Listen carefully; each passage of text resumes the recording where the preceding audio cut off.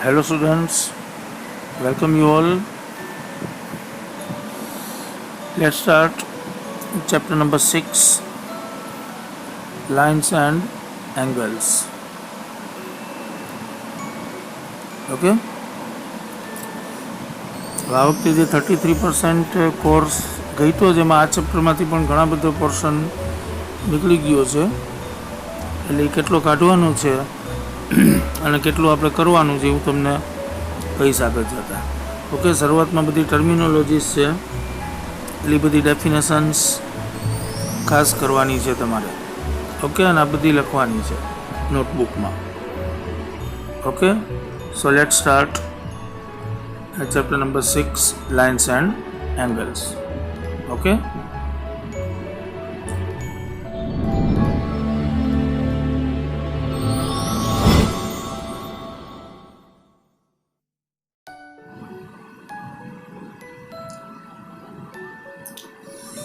जो first point है line segment. Line segment definition आनी આગલા ચેપ્ટરમાં મેં લખાવી તમને ચેપ્ટર નંબર 5 માં. Line segment is a part of a line with two end points. બરાબર, આખી આ લાઈન છે એના પાર્ટ ખાલી કે જેને બે એન્ડ પોઈન્ટ હોય, આને લાઈન સેગમેન્ટ કહેવાય. એટલે એને સિમ્પલી તમે આમ બતાવી શકો, આવી રીતે એ બી. બરાબર, ટૂંકમાં ઇન્ફાઇનાઇટ સુધી ન જતી હોય. પછી આવે છે રે. રેની ડેફિનેશન શું છે? જો આ પાર્ટ ઓફ આ લાઈન રે છે એ પણ લાઈનનો જ એક પાર્ટ છે, પણ એને વન એન્ડ પોઈન્ટ હોય. એટલે આ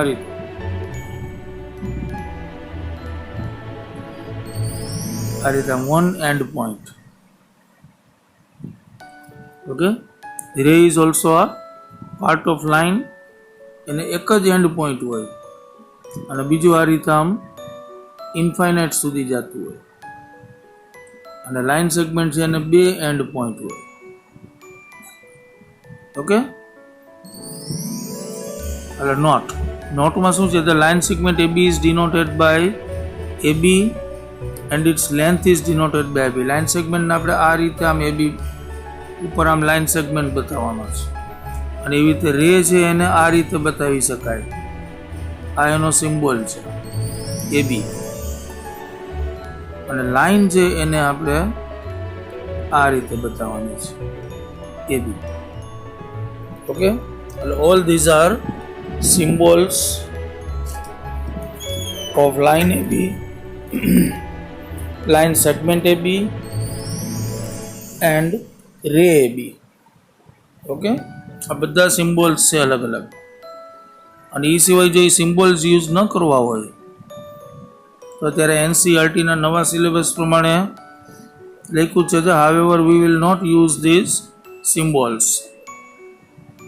એને બદલે આપણે આ રીતે વર્ડ્સમાં લખીએ છીએ: લાઇન સેગમેન્ટ AB, પછી રે AB, length AB, line AB, આવી રીતે લખવાનું. ઓકે, હાલ આટલું જ છે, એમાં બીજું કાંઈ છે નહીં. હવે કોલિનિયર પોઈન્ટ્સ. કોલિનિયર એટલે નામ ઉપરથી જ ખબર પડી જાય. કોલિનિયર એટલે એક જ લાઈન ઉપર આવતા પોઈન્ટ્સ. બરાબર, એટલે એમાં 3 પોઈન્ટ્સ લેવાના છે. 3 ઓર મોર દેન 3. શું કામ?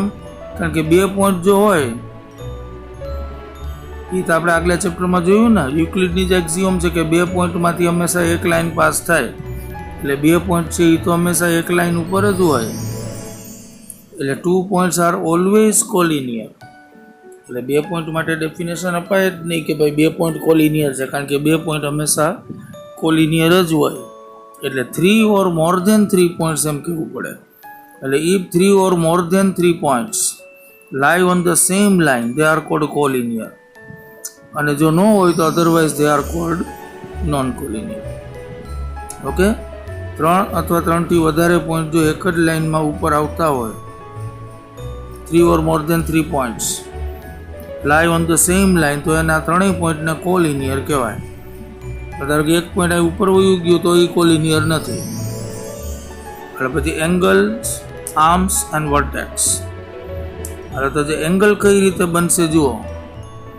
એંગલ છે એ બે રેથી બને. એક રે આ બાજુ, પણ બે રે પાછા એક જ પોઈન્ટમાંથી ઓરિજિનેટ થવા જોઈએ. ઓકે, એટલે both the rays should be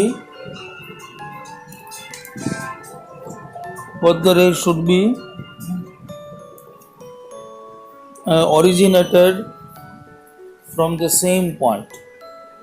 એક જ પોઈન્ટમાંથી બે રે નીકળવા જોઈએ. ઓકે, તો આ જે બન્યો એને એંગલ કહેવાય. ઓકે, એટલે angle is formed when two distinct rays, બે અલગ અલગ જુદા જુદા rays, and originate from the same end point. The rays making an angle are called the arms. એટલે આ એંગલ બન્યો. હવે આ જે રે છે એક બીસી રે કહેવાય અને એક BA રે, એને એના આર્મ્સ કહેવાના છે. બરાબર, એટલે rays making an angle are called arms of the angle. અને આ જે એન્ડ પોઈન્ટ આવ્યું ને કોમન બી, એને વર્ટેક્સ કહેવાનું છે, vertex of the angle. Okay, બસ બધી આ કાંઈ લખવાની જરૂર નથી, મેઇન ડેફિનેશન આવી ગઈ. હવે ટાઈપ્સ ઓફ એંગલ જુઓ. એક તો આવશે એક્યુટ એંગલ, એટલે ધારો કે એક રે આમ ગયું, બીજું રે આમ ગયું, અને આ જે એંગલ બન્યો એ 0 થી 90 ની વચ્ચે હોય ને તો એને એક્યુટ કહેવાય. એટલે 0 less than x less than 90. Okay, definition આપેલી જ છે. પછી બીજું જુઓ, હાલો 0 થી 90 વચ્ચે હોય તો એક્યુટ થયો. એવી રીતે આ બે રે વચ્ચે એક્ઝેક્ટ 90 નો એંગલ હોય તો એને રાઈટ એંગલ કહેવાય. અને 90 થી 180 ની વચ્ચે હોય તો ઓબ્ટ્યુસ કહેવાય.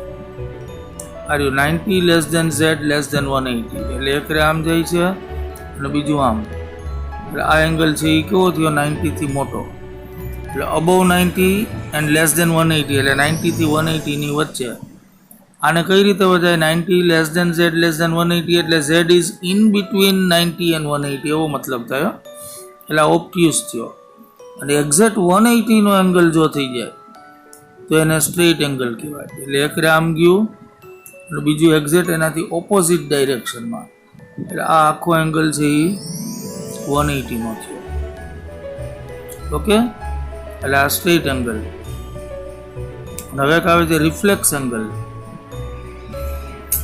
એટલે એ કેટલો થયો? 180 અને 360 ની વચ્ચે. એટલે એક રે આમ જાય છે અને બીજું આમ જાય છે. પણ આ એંગલ નથી લેવાનો, આ તો 0 થી 90 ની વચ્ચે એક્યુટ થાય. એટલે એના સિવાયનો તમારે આ બારનો લેવાનો છે મોટો. એટલે 180 થી એ મોટો થયો. બરાબર, એટલે એ થાય રિફ્લેક્સ એંગલ. બસ હવે અહીંયા પાછું એ જ બધું રિપીટ કર્યું છે. એટલે આ કંઈ લખવાની જરૂર નથી, નોટબુકમાં તમારે ખાલી ડેફિનેશન્સ જ લખવાની છે.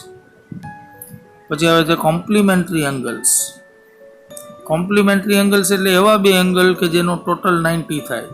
એટલે ધારો કે એક 30 નો લ્યો 30 ડિગ્રી અને બીજો 60 ડિગ્રી, તો બેનો ટોટલ 90 થયો. એટલે બે કોમ્પ્લિમેન્ટરી એંગલ્સ કહેવાય. 20-70 છે એ કોમ્પ્લિમેન્ટરી થાય. 45-45 કોમ્પ્લિમેન્ટરી. ટૂંકમાં જેનો બે એંગલનો ટોટલ 90 થાય, સમ એટલે ટોટલ, એને કોમ્પ્લિમેન્ટરી એંગલ્સ કહેવાય.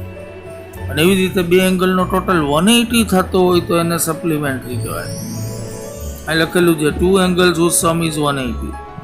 એટલે એક ધારો કે 120 છે અને બીજો 60 છે, આ બેયનો ટોટલ 180 થયો. બરાબર, ઘણા બધા બની શકે આવા તો. 170 અને 10 લ્યો તોય 180 થાય. એટલે બે એંગલ છે એ all these are supplementary angles. એટલે એવી જ રીતે એડજેસન્ટ એંગલ્સ. એડજેસન્ટ એંગલ્સ નામ ઉપરથી જ ખબર પડે. એડજેસન્ટ એટલે બાજુ બાજુના. એટલે એક એંગલ ધારો કે અહીંથી આમ છે અને બીજો અહીંથી આમ, એટલે બે એંગલ છે એ એડજેસન્ટ કહેવાય. એટલે એની ડેફિનેશન શું છે કે એનો એક આર્મ છે ને એ કોમન હોવો જોઈએ. આ આર્મ છે એ આ એંગલમાં ગણાય અને આમાંય ગણાય ને, એટલે કોમન થયો તો જ એડજેસન્ટ બને. આમ ના હાલે. એક આમ છે બીજો આમ, તો આ બે એડજેસન્ટ ન કહેવાય. કારણ કે વચ્ચે આ ખાંચો પડ્યો ને, ગેપ, અને આમાં તમે જુઓ તો આમ છે એ બેના નોખા નોખા છે, કોમન આમ નથી આવતો. એ રોમાં કોમન આવશે ને આવી રીતે. આ બે એંગલ એડજસ્ટન્ટ થયા કારણ કે એક આમ છે એ કોમન થાય છે. ઓકે, તો ડેફિનેશન શું છે? Two angles are adjacent if they have a common vertex. Vertex એ કોમન હોય, અ કોમન આર્મ એટલે એક આર્મ કોમન હોય, અને નોન કોમન આર્મ્સ જે થયા ને બે એ different side of the common arm. એટલે આ એક કોમન આર્મ હોવી જોઈએ, એક આ કોમન વર્ટેક્સ. અને હવે આ નોન કોમન આર્મ છે એટલે જે કોમન નથી એવી આર્મ છે એ આ જે કોમન આર્મ છે ને એની ઓપોઝિટ સાઈડમાં, એટલે એક રાઈટ સાઈડમાં તો બીજી લેફ્ટ સાઈડમાં, એમ. બરાબર, બે એક જ સાઈડમાં ના હાલે, આવી રીતે નહીં. ધારો કે આ કોમન આર્મ છે, એક આમ થયું અને બીજો અહીંથી ને અહીંથી આમ ના હાલે, તો કોમન આ થઈ ગઈ, આ કોમન નથી રહેતી. બરાબર, એટલે એક કોમન આર્મ અને જે અનકોમન આર્મ છે નોન કોમન, એ બે સાઈડમાં આની એક આ બાજુ ને એક આ બાજુ, તો આ બે એંગલ છે એ એડજસ્ટન્ટ કહેવાય. ઓકે, એટલે આ રીતે જો અહીં ફિગર ડ્રો કઈ રીત છે. હાલો, પછી એમાં આ કંઈ લખવાનું નથી, આગળ ડેફિનેશન આપી લખવાની છે ને એક આ ફિગર ડ્રો કરવાની, બસ, બીજું કાંઈ નહીં. બધામાં ફિગર ડ્રો કરવાની હો, પેન્સિલ અને સ્કેલથી. એટલે આ કાંઈ કોઈ વસ્તુ કરવાની નથી. એટલે પછી linear pair of angles are most important. એટલે લિનિયર પેરમાં શું થશે? આ જે એડજસ્ટન્ટ એંગલ છે, આ એડજસ્ટન્ટ છે, આ એંગલ અને આ બે એડજસ્ટન્ટ એંગલ્સ જ થયા. પણ હવે શું થશે? એમાં લિનિયર પેર કોને કહેવાય?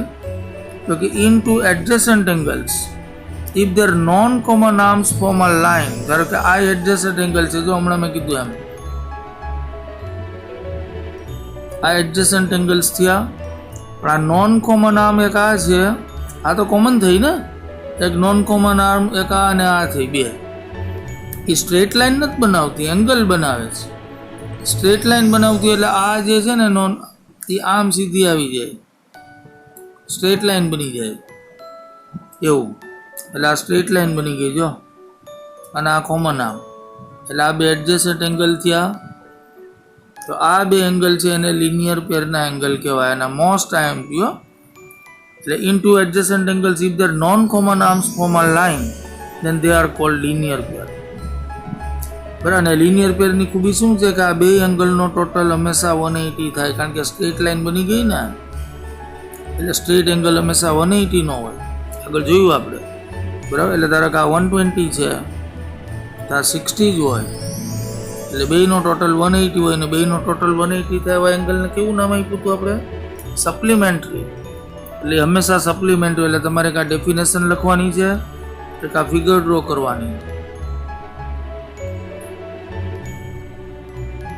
ઓકે, પછી આ કાંઈ લખવાની જરૂર નથી, આ લખવાનું, બેનો ટોટલ 180 હોય. બરાબર, એંગલ ક્યાં થશે? જુઓ, એક્સ ઓ ઝેડ.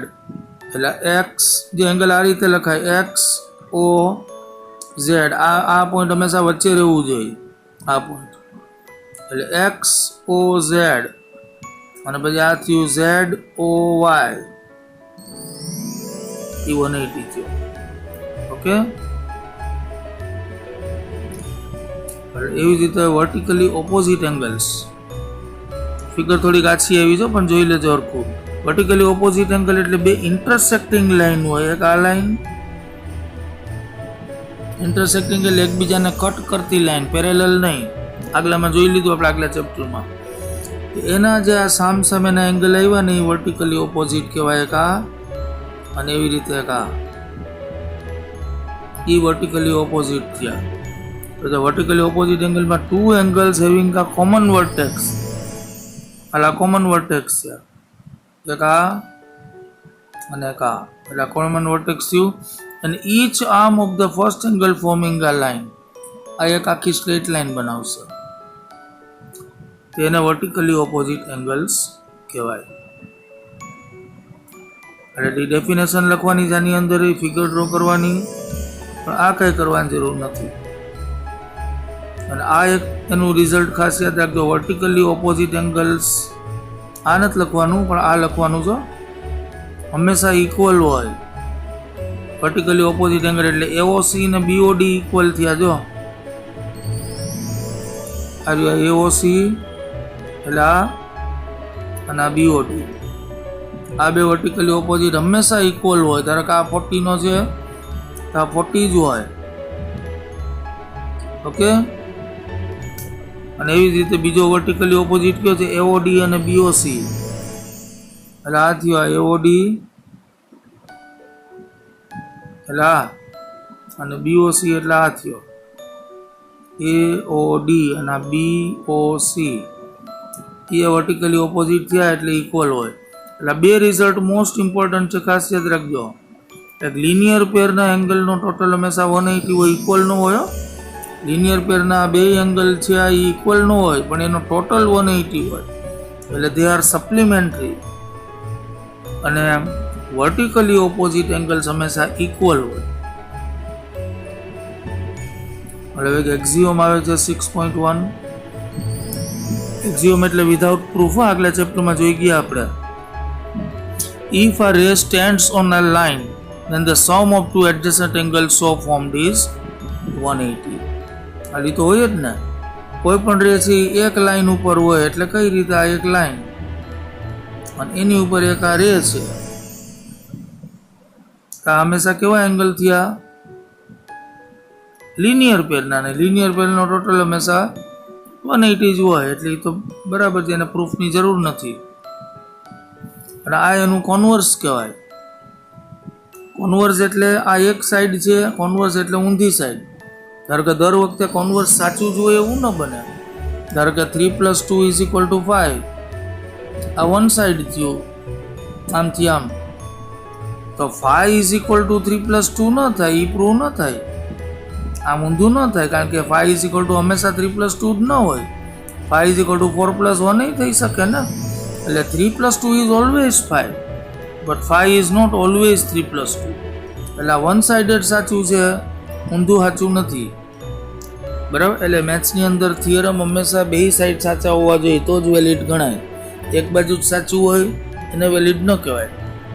એટલે આપણે આ શું કીધું કે એક રે છે એ જો સ્ટ્રેટ લાઈન ઉપર હોય તેનો ટોટલ 180 હોય, અને આ એનું કોન્વર્સ છે. ધારો કે બે એડજસ્ટેડ એંગલનો ટોટલ 180 હોય, એ હંમેશા એક જ સ્ટ્રેટ લાઈન ઉપર આવતો હોય, એટલે આનાથી ઊંધું. બરાબર. એટલે આ બે એક્ઝિયોમ તમારે ખાલી સ્ટેટમેન્ટ તરીકે જોવાના છે, એની પ્રૂફ નથી આપવાની આપણે. જ્યાં થિયરમ 6.1 શું છે? If two lines intersect each other then the vertically opposite angles are equal. આ થિયરમ આપણે કરવાનું છે. આ રિઝલ્ટ આપણે ઉપર જ જોઈ ગયા હતા. આર્યા આ વર્ટિકલી ઓપોઝિટ એંગલ હંમેશા ઇક્વલ હોય. અહીંયા જ મેં કીધું વર્ટિકલી ઓપોઝિટ. પણ આપણે આગલા ચેપ્ટરમાં વાત થઈ હતી ને કે યુક્લિડે અને પાયથાગોરસ ને થેલ્સ એણે રિઝનિંગ ચાલુ કર્યું સિસ્ટમેટિકલી. રિઝનિંગ એટલે વાય. શું કામ ને એનો જવાબ ન મળે ત્યાં સુધી વસ્તુ સાચી ન મનાય. અહીં તમને મેં કીધું વર્ટિકલી ઓપોઝિટ એંગલ્સ હંમેશા ઇક્વલ હોય, પણ શું કામ ઇક્વલ હોય? તો એ વાય એ આ થિયરમ છે ને એ આપણે પ્રૂવ કરવાનું છે કે ભાઈ ઇક્વલ હોય એમ બરાબર છે, પણ એનું રીઝન જોઈએ કે ભાઈ કઈ રીતે અને વાય દે આર ઇક્વલ. એટલે આ એનું થિયરમ છે કે vertically opposite angles are equal. અને આ થિયરમ મોસ્ટ ઇમ્પોર્ટન્ટ છે. થિયરમ એક્ઝામમાં 100% પૂછાય છે. બરાબર. એટલે થિયરમ છે એ વર્ડ ટુ વર્ડ લખવાના. જો કે 30% જે સિલેબસ નીકળી ગયો છે એમાંથી ઘણા બધા થિયરમ્સ નીકળી ગયા તમારે, પણ જે કરવાના છે ને જે રાખ્યા છે તે જે ઇન્ક્લુડેડ છે સિલેબસમાં એ ખાસ કરવાના છે. તો થિયરમ 6.1 જોવા રહ્યું. થિયરમ કઈ રીતે લખાય બરાબર સમજી લેજો. પહેલી જ વખત આપણે કરી દઈએ. પહેલાં તો આ થિયરમનું સ્ટેટમેન્ટ જે તમને ક્વેશ્ચનમાં આપેલું હોય. સ્ટેટમેન્ટ શું છે? તો કે if two lines intersect each other, બે લાઈન આમ ઇન્ટરસેક્ટ થાય તો જ વર્ટિકલી ઓપોઝિટ એંગલ બને. આ બે અને આ બે બરાબર. બે પેરેલલ લાઈન હોય તો વર્ટિકલી ઓપોઝિટ એંગલ ન બને. એટલે ચોખ્ખું લખ્યું છે if two lines intersect each other then the vertically opposite angles are equal. હવે શું કામ ઇક્વલ હોય? તો ગિવન અને પ્રૂફ ટુ પ્રૂફ આ બે વસ્તુ કરવાની. ગિવન એટલે તમને જે આપેલું હોય એ તમારે ગિવનમાં લેવાનું. આની અંદર શું આપ્યું છે તો કે બે લાઈન ઇન્ટરસેક્ટિંગ છે, એ ગિવનમાં છે આપેલું. એટલે આપણે લઈ લઈએ લાઇન્સ AB અને CD intersect each other eight point O, એટલે બે ઇન્ટરસેક્ટિંગ લાઈન આપેલી છે. આ રે ફિગર ડ્રો કરવાની. આ AB લાઈન છે, આ રે A અને B લાઈન ઉપર એના બે પોઈન્ટ હોય એનાથી લાઈનનું નામ પડાય. પેલા AB લાઈન થઈ, અહીંયા C ને D છે એટલે આ CD લાઈન થઈ, અને ક્યાં ઇન્ટરસેક્ટ કરે છે? O માં. એટલે લાઇન્સ AB અને CD intersect each other at O. અને હવે આપણે પ્રૂફ શું કરવાનું છે? E2 પ્રૂફમાં લખે. તો પ્રૂફ આપણે એમ કરવાનું છે કે આ બે વર્ટિકલી ઓપોઝિટ એંગલ ઇક્વલ હોય. એટલે ક્યાં થાય? AOC, એટલે AOC અને આ BOD. એટલે એંગલ AOC, આ એંગલનો સિમ્બોલ છે, બોલવાનું એંગલ. એટલે angle AOC equal to angle BOD. અને બીજું આ બે ઇક્વલ થવા જોઈએ, વર્ટિકલી ઓપોઝિટ. એટલે આ થયું AOD અને BOC. આ આપણે ટુ પ્રૂફ એટલે પ્રૂફ કરવાનું છે. હવે આ ફિગર આવી ગઈ, અને હવે આપણે એની પ્રૂફ આપવાની સિસ્ટમેટિક લોજિકલી, કે જેથી કરીને આ રિઝલ્ટ આપણે પ્રૂફ કરી શકીએ. તો પ્રૂફમાં શું છે? જો આ રહ્યું આ પ્રૂફ. પ્રૂફમાં શું છે? રે OA stands on line CD. એટલે આ OA રે છે આપણું, એ આ CD લાઈન ઉપર આવેલું છે ને.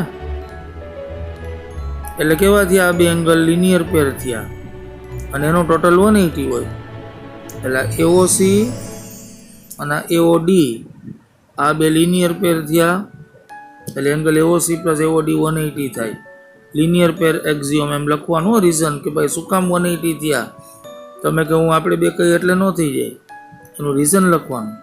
એવી જ રીતે બીજો રે OD છે, એ AB લાઈન ઉપર છે એમ કહે છે. જો આ OD રે એ આખી AB લાઈન ઉપર છે. એટલે આ બે લિનિયર પેર થઈ, એટલે એનો ટોટલ એ 180 હોય. એટલે એ કયો થાય? AOD અને BOD આ રહ્યું.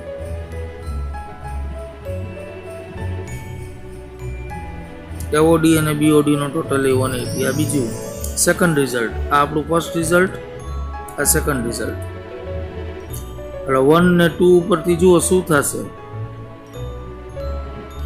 આની રાઈટ સાઈડમાં 180 છે, આની રાઈટ સાઈડમાં 180. એટલે બેની રાઈટ સાઈડ ઇક્વલ હોય તો લેફ્ટ ઇક્વલ હોય ને, બરાબર? એટલે શું થશે? AOC plus AOD is equal two AOD plus BOD. હવે AOD OD કટ થયું, એટલે AOC ઇક્વલ ટુ BOD. બસ આ જ પ્રૂવ કરવાનું હતું આપણે. વાંચો, ટુ પ્રૂવમાં AOC અને BOD ઇક્વલ હોય, ધાર્યું પ્રૂવમાં AOC અને BOD ઇક્વલ છે, એટલે એક જ પ્રૂવ કરવાનું. બીજું બધી સિમિલરલી કરીને લખી નાખવાનું કે ભાઈ એ જ રીતે આ પણ પ્રૂવ કરી શકાય, એમ કરી નાખવાનું. ઓકે, એટલે એક પ્રૂવ કર્યું આપણે, આની ઉપર આમ બોક્સ બનાવી દેવાનું. અને similarly it can be prove that AOD is equal two BOC. એટલે આ પ્રૂવ થઈ જાય. એટલે થિયરમ્સ. અને હવે એક્સરસાઇઝ આવે છે 6.1. તો જે એક્સરસાઇઝ 6.1માં આપણે 1 ને 2 બે જ સમ કરવાના છે, બરાબર? બાકીના બધા કેન્સલ છે. અને અમુક એક્ઝામ્પલ્સ જે અંદરના છે ને એ પણ કેન્સલ થયા છે. એટલે હું તમને વ્યવસ્થિત કઈ વસ્તુ ઇન્ક્લુડેડ છે અને કઈ એક્સક્લુડ થઈ છે એ સમજાવી દઈશ. એટલે એક વિડીયો આખો એનો બનાવી નાખીશ. ઓકે, અત્યારે 6.1માં આપણે બે જ કરવાના છે. તો શું કહે છે? જો ક્વેશ્ચન વાંચો. ઇન ધ ગિવન ફિગર, આ ફિગર આપેલી છે, lines AB and CD intersect at O. ફિગરમાં જોતું જવાનું છે. એક આ લાઇન છે AB, આ એક CD છે, અને અહીં O માં ઇન્ટરસેક્ટ કરે છે. If AOC plus BOE is equal to 70, આ AOC છે અને આ BOE છે. આ બે એંગલના ટોટલ 70 છે. અને BOD is equal to 40. એટલે BOD છે એ 40 નો છે. તો ફાઇન્ડ BOE. એટલે આપણે એકલો આ BOE ફાઇન્ડ કરવાનો છે, અને રિફ્લેક્સ COE, એટલે COE એંગલ આ કહેવાય ને, એનો રિફ્લેક્સ એટલે એ કાઢી નાખો એટલો આ બહારનો રિફ્લેક્સ હંમેશા 180 થી મોટો હોય, અબોવ 180, 180 થી 360 એને રિફ્લેક્સ કહેવાય. બરાબર. ધારો કે કોઈ પણ એંગલ છે, આ 30 નો છે, એ 30 સિવાયનો કાઢી નાખો એટલો આ જે વધ્યો ને 360 માંથી, એટલે 330, 360 માંથી માઇનસ કરી નાખવાનું, એટલે બાકી વધ્યો એ રિફ્લેક્સ કહેવાય. હાલો તો જે કેમ થશે, જ્યોમેટ્રીના સમ્સ હંમેશા લોજિકલી ગણવાનો, એમાં બધું લખવાનું વચ્ચે અને રીઝન આપતું જવાનું. તો જો લાઇન્સ AB અને CD ઇન્ટરસેક્ટ એટ O, આ AB અને CD બે અહીં O માં ઇન્ટરસેક્ટ કરે છે, એટલે વર્ટિકલી ઓપોઝિટ એંગલ થયા. ક્યાં વર્ટિકલી ઓપોઝિટ થઈ ગયો? એક આ છે અને એક આ છે ને, એટલે આ થયું અને આ બે વર્ટિકલી ઓપોઝિટ થયા, એટલે ક્યાં થયા? AOC અને BOD. એટલે એ બે વર્ટિકલી ઓપોઝિટ હંમેશા ઇક્વલ હોય, એટલે angle AOC is equal to angle BOD. આ વર્ટિકલી ઓપોઝિટ એંગલ સેમ સાઈડમાં લખવાનું, ને તો માર્ક્સ જશે. હવે BOD તો પાછો આપી દીધો છે ને 40 નો, આર્યો BOD છે એ 40 નો છે, એટલે ઓટોમેટિક શું થયું? આ બે ઇક્વલ છે, AOC અને BOD. એમાંથી BOD 40 હોય તો AOC એ 40 નો થઈ ગયો, એટલે એ રીતે AOC એંગલ તમને 40 નો મળશે.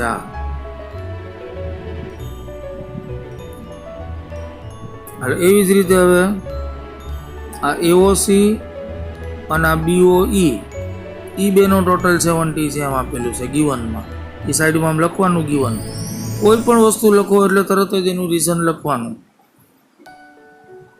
હવે એમાં AOC આપણને 40 મળી ગયો, અહીં મૂકી દો તો તમને BOE મળી જશે. એટલે BOE કેટલું થયું? 70 - 40 એટલે 30. એટલે BOE એટલા આવો એ જ ફાઇન્ડ કરવાનું છે ને આપણે BOE. એટલે આ રીતે BOE મળી જશે 30 નો. એટલે બીજું ફાઇન્ડ કરવાનું છે આપણે COE નો એડજસન્ટ.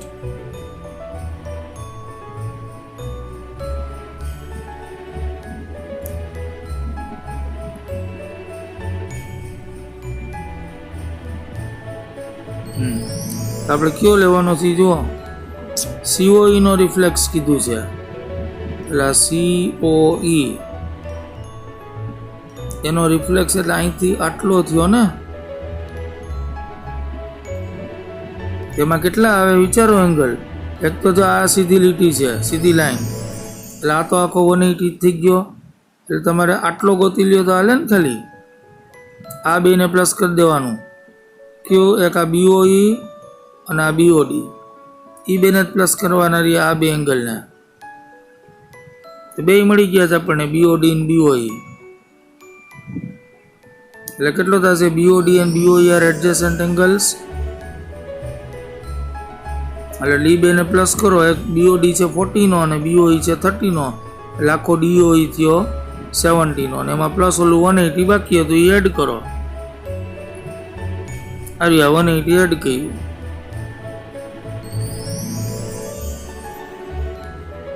એટલે રિફ્લેક્સ એંગલ કેટલો થશે? 250 નો.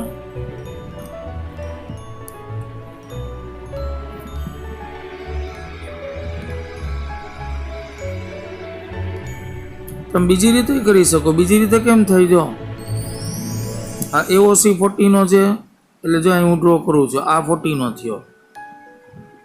પછી BOD એની સામેનો આ ઈ નહીં, આ AOC પેલા લઈ લ્યો. હાલો AOC એ કેટલાનો છે? 40 નો.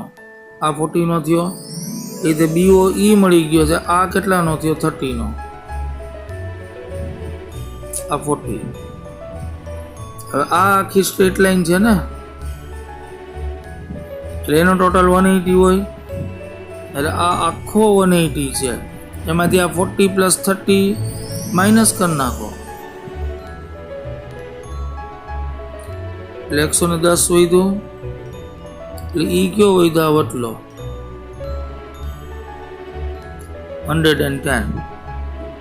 બરાબર. એટલે એ 110 એંગલ કયો આવ્યો? આ COE. બધા હવે મેં કીધું ને એ કાઢી નાખવાનો, એનો સિવાયનો વધે એ લખવાનો.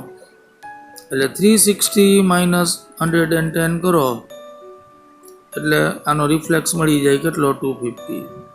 એ રીતે 250 મળે. હવે સેકન્ડ. એટલે અમે ફિગર આપી દીધી. In the given figure lines XY and MN. એટલે એક લાઈન આ XY છે, બીજી આ MN છે. Intersect at O. એટલે O માં ઇન્ટરસેક્ટ કરે છે. એ POY ઇઝ 90. એટલે આ 90 છે. POY and A is to B. એટલે આ બાકીના બે એંગલ છે ને એમાં આ A છે અને આ B છે. આ લખેલા જ છે જો.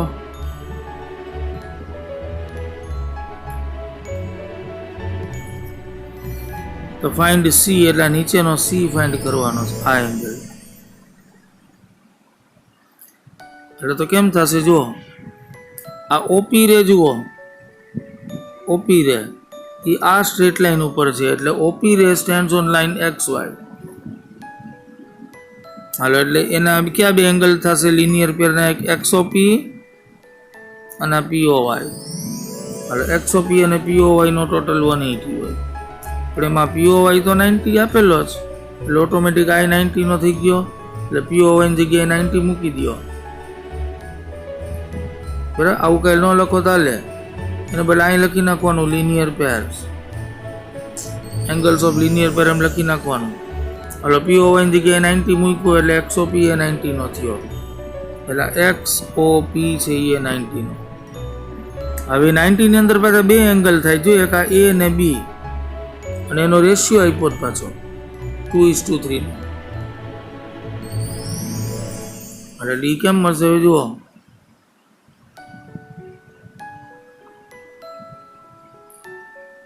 હવે XOM અને MOP is equal two XOP થાય, બે એંગલનો ટોટલ મોટા જેટલો. હવે એમાં A પ્લસ B એટલે એ 90 થયું, અને A:B નો રેશિયો 2:3 આપ્યો છે. એટલે એ કેટલો ગણાય? રેશિયો હંમેશા ડાયરેક્ટ ન લેવાયો. એટલે A એટલે 2x લેવાનું અને B એટલે 3x. એટલે બેનો ટોટલ 3x પ્લસ 2x અહીં મૂકો એટલે ઇઝ ઇક્વલ ટુ 90 થયું. એટલે x ની વેલ્યુ મળશે 18. એ તમે આમાં મૂકી દો એટલે 18 2 36. એટલે એ થશે 36 નો. બરાબર. આ રહ્યો એ થશે 36 નો. અને આ જ x ની વેલ્યુ અહીં મૂકી દો એટલે b થશે 18 3 54. એટલે a ને b બે મળી ગયા. હવે એના બદલો c કેમ મળશે? જુઓ, a કેટલો આવ્યો? 36 અને b 54.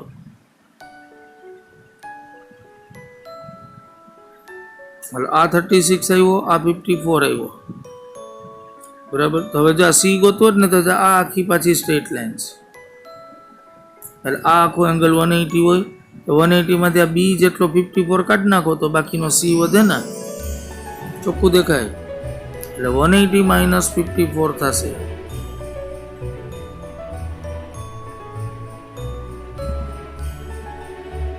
એમ કરો તો હાલશે. આ તો એ લોકોએ 36 પ્લસ 90 કર્યું, એમાંય થાય. પેલું 180 માઇનસ 54 થાય એટલે કેટલો આવશે? 126 થશે. અને આમાં કેમ કર્યું છે? જો 36 પ્લસ 90 કર્યું છે. એ કેવી રીતે થાય એ જુઓ. ગમે રીતે થાય. આમાં જ્યોમેટ્રીના સમ ઘણી બધી રીતે થાય. એટલે C ગોતવો છે ને,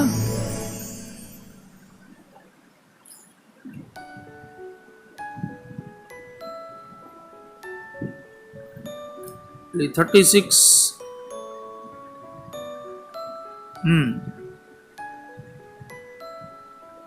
હા એ કેમ કર્યો? જો એમાં વર્ટિકલી ઓપોઝિટ લીધા છે. આ બે, એક આ લાઈન છે,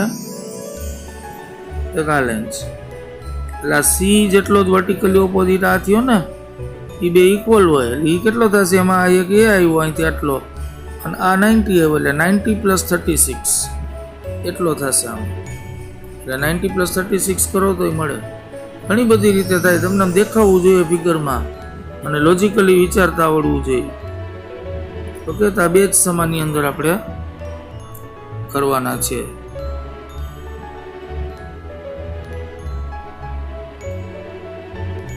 ઓકે, એટલે એના પછીનો હવે નેક્સ્ટ ટોપિક લેવાનો છે આપણે,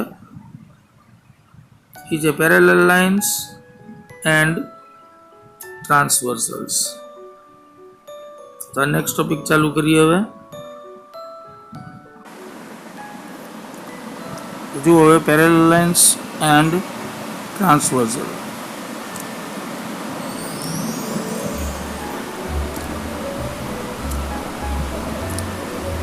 પહેલાં તો ટ્રાન્સવર્સલ કોને કહેવાય? પહેલાં પેરેલલ લાઇન હમણાં રહેવા દઈએ. ટ્રાન્સવર્સલ એટલે ધારો કે એક લાઈન આમ છે,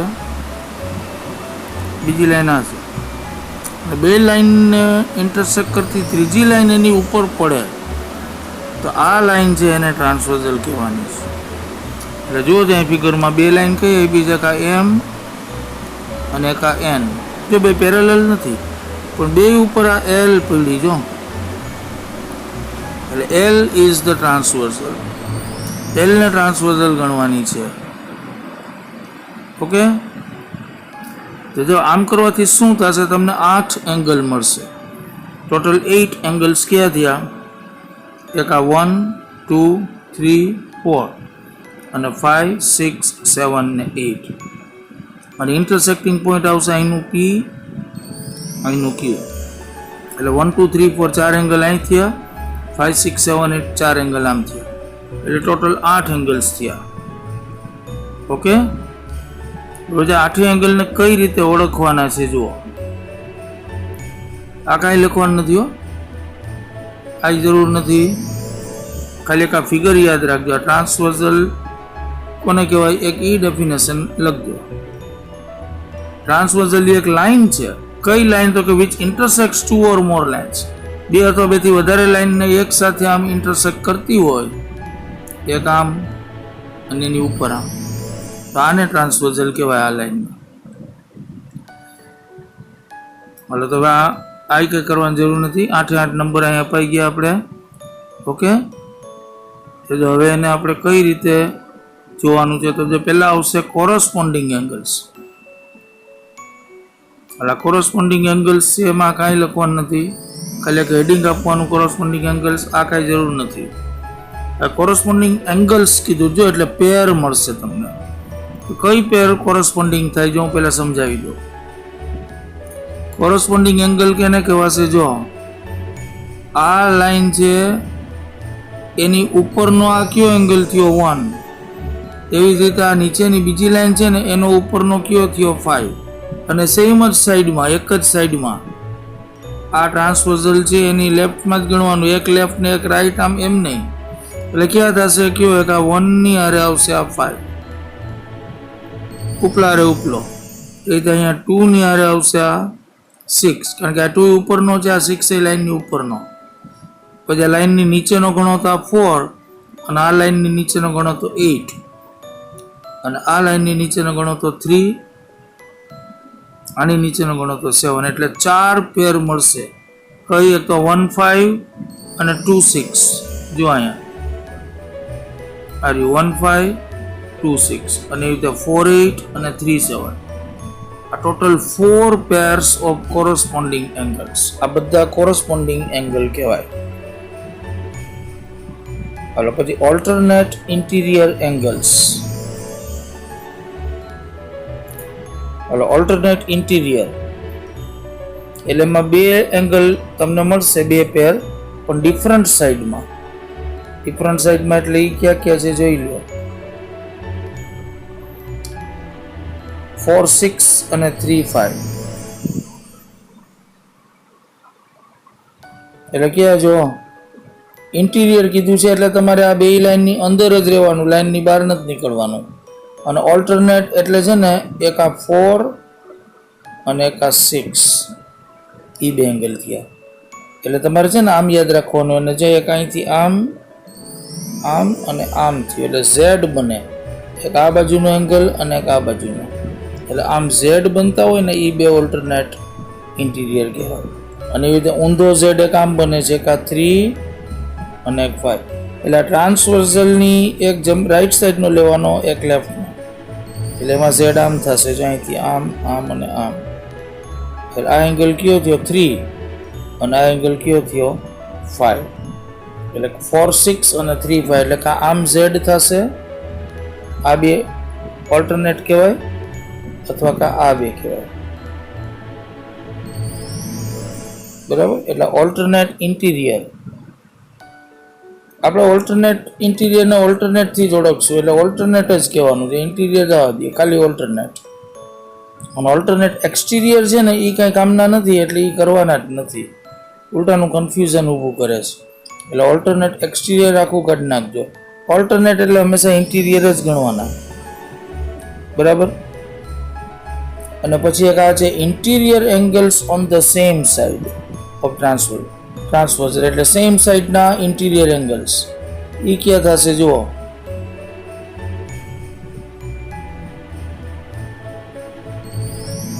સેમ સાઇડ એટલે એક આવશે 4 અને 5, એ બે ટ્રાન્સવર્ઝલની સેમ સાઇડના. અને ઇન્ટિરિયર એટલે બહાર નથી જવાનું, બહાર નથી નીકળવાનું લાઈનની. એટલે એમાં તમે જુઓ આમ થયું ને, આ બે એંગલ થી એક આ બાજુનો એટલે સી બને છે ટૂંકમાં. અને એવી રીતે બીજા આ થયા, આ 3 અને 6 એટલે એમાં આ રીતે સી. એટલે ખાસ યાદ રાખવાનું, જે ઓલ્ટરનેટ એંગલ છે એમાં ઝેડ બનશે. ઓલ્ટરનેટ એંગલમાં આમ ઝેડ બને એટલે આ બે ઓલ્ટરનેટ કહેવાય, અથવા અહીંથી આમ. જ્યારે ઇન્ટિરિયર એંગલ્સમાં આમ સી બનશે, સીની અંદરના બે એંગલ લેવાના, આ બે. એટલે ક્યાં થશે અહીંથી આમ જુઓ, એક આ 4 અને 5, અને એ આ બાજુ જુઓ, એક આ 3 અને આ 6. ઓકે. એટલે કોરસ્પોન્ડિંગથી આ કોરસ્પોન્ડિંગની 4 પેર મળ્યો. આ ઉપલા હારે ઉપલું લેવાનું એટલે 1 5, પછી આ 2 6, પછી આ 4 8 અને 3 7. આ ક્યાં થયા કોરસ્પોન્ડિંગ. પછી ઓલ્ટરનેટ ક્યાં થશે, એક આ બાજુ ને આ બાજુ 4Z, અને એક આ બાજુ ને આ બાજુ 3 5. અને ઇન્ટિરિયર એંગલ થયા 4 ને 5 અને 3 ને 6. આ ઇન્ટિરિયર એંગલ્સ. ઓકે. આટલા આવશે. એક આ કાઢી નાખ્યું છે આપણે ઓલ્ટરનેટ એક્સટિરિયર બદલું. હાલો, તો હવે થોડોક ફેરફાર આવશે. એ શું છે કે આમાં બે લાઈન છે ને, આપણે આમ લીધી હતી આડી અવળી, મતલબ કે ઇન્ટરસેક્ટિંગ લાઇન્સ હતી. આગળ જતા ક્યાંક ઇન્ટરસેક્ટ થતી હોય, આ એમ અને એન, એમાં આ ટ્રાન્સવર્ઝલ થઈ. એટલે આમાં જે 8 એંગલ બન્યા, 4 અહીંયા અને 4 અહીંયા, એમાંથી કોરસ્પોન્ડિંગ કોને કહેવાય, ઓલ્ટરનેટ કોને કહેવાય, અને ઇન્ટિરિયર કોને કહેવાય, એ આપણે જોયું. હવે ધારો કે એમ અને એન લાઈન પેરેલલ હોય તો, આ ધારો કે આમ પેરેલલ છે,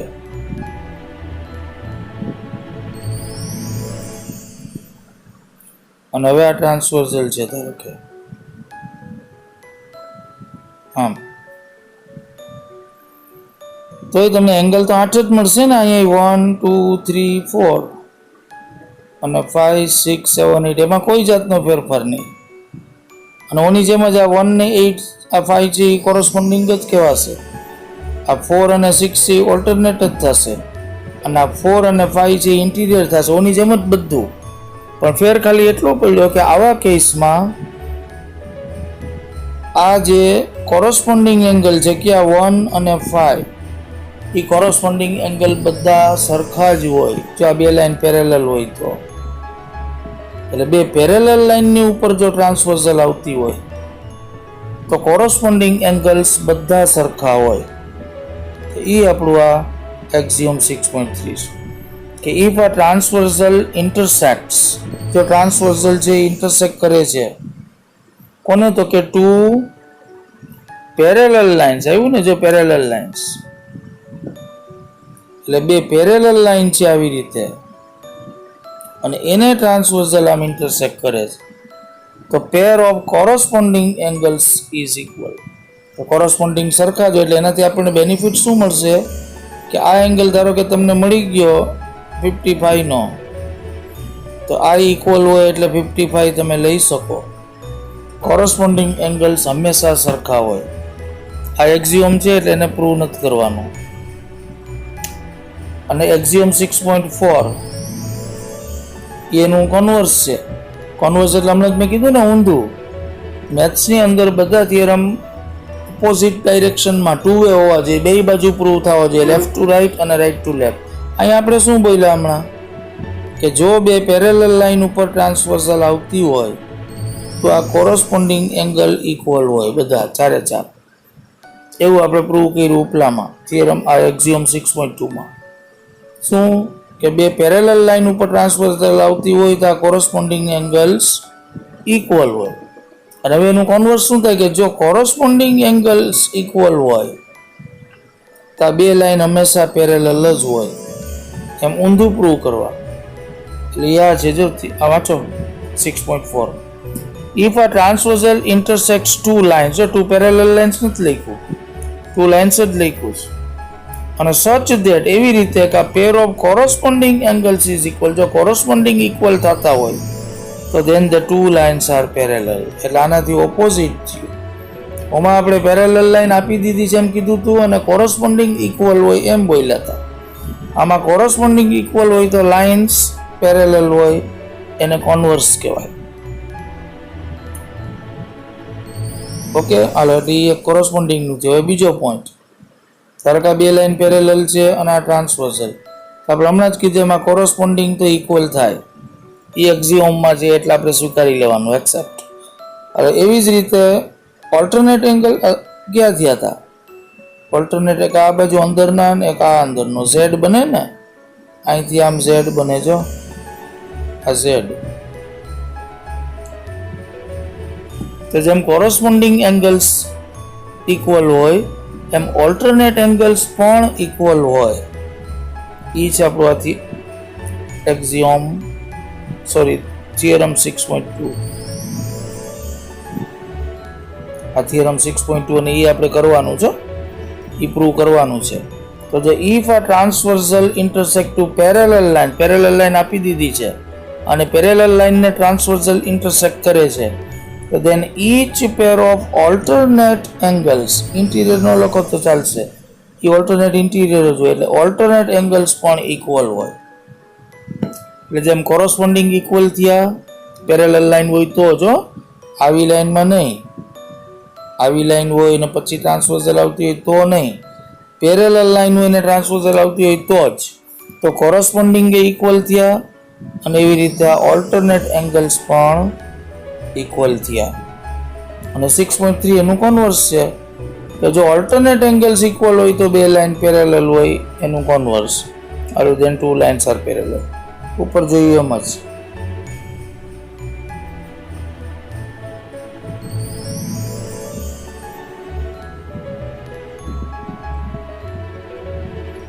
ઓકે, અને હવે થિયરમ 6.4 એ શું છે જુઓ. આપણી પાસે ત્રીજા કઈ પેર બાકી રહી? Interior angles. પહેલા આવ્યા કોરસ્પોન્ડિંગ, એ જો પેરેલલ લાઈન હોય તો ઇક્વલ હોય. બીજા આવ્યા ઓલ્ટરનેટ, એ પણ ઇક્વલ હોય. અને હવે ત્રીજા ક્યાં બાકી રહ્યા? Interior angles. તો જો ખાસ યાદ રાખજો, ઇન્ટિરિયર એંગલ્સ ઇક્વલ ન હોય. ઇન્ટિરિયર કોને ગણ્યા હતા? ત્યારે કે આ બે પેરેલલ લાઈન છે અને આ ટ્રાન્સવર્સલ. આમ સી બને, આ સી બન્યો, એના બે એંગલ જે મળ્યા ને એને ઇન્ટિરિયર કીધા હતા ને. તો જો એ બે સરખા ન હોય, ખાસ યાદ રાખજો, એ સપ્લિમેન્ટરી હોય. એટલે એનો ટોટલ 180 હોય બે સાઈડનો. આનો નાનો ટોટલ એ 180 હોય, એ જ આનો ને આનો ટોટલ એ 180 હોય.